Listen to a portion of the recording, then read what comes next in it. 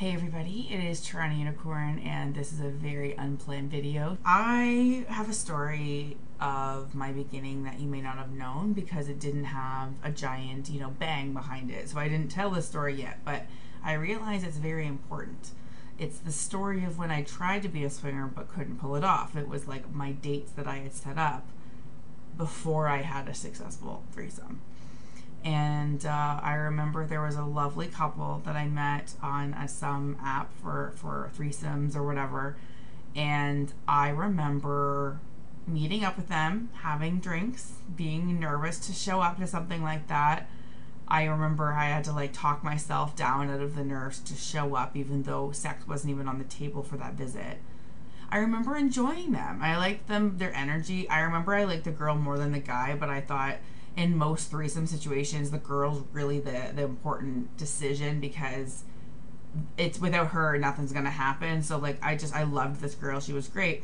And the guy, for me, I was I felt like it would be okay, but I wasn't super attracted to him, but I also wasn't a no. So I thought it was gonna go fine. So we set up a time and we were supposed to go to a hotel that was near me. And basically, I hate to say it, the day comes, I was fully expecting to go, and I started to get cramping, and I was I think I'm supposed to be getting my period in a few days, but it might come early. And sure enough, it came early, and I was not gonna be able to go to a threesome. And this couple was in a hotel, basically. I had to text them and say, oh my God, I'm so sorry. And I meant everything I said because I felt terrible. And they were like, well, we can't get a refund on their room. Anyways, it was just one of those things where I hate the feeling of letting people down, including myself. I really wanted to go and have that threesome.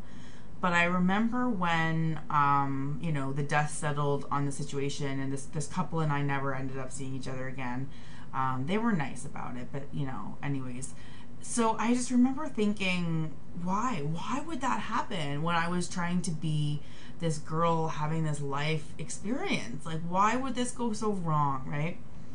And it even made me question, am I meant for this, whatever, just like it kind of would, right, for anyone. And then it wasn't until maybe 2 months later, 2 or 3 months later was when I tried again.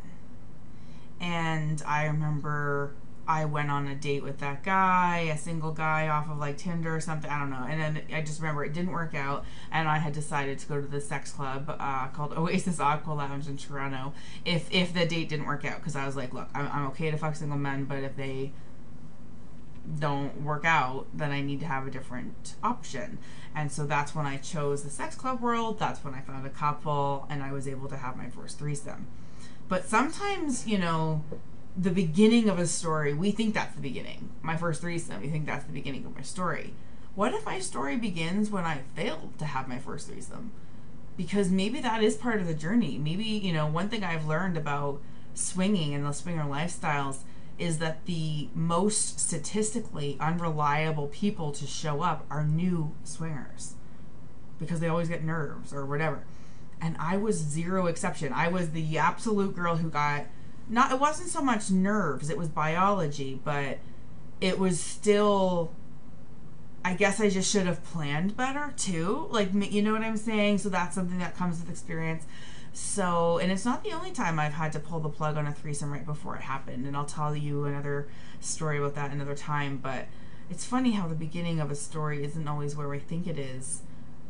It's before then and how we got there. So it was to show I tried and failed to be a unicorn swinger at first, and good thing I tried again. Thanks for listening.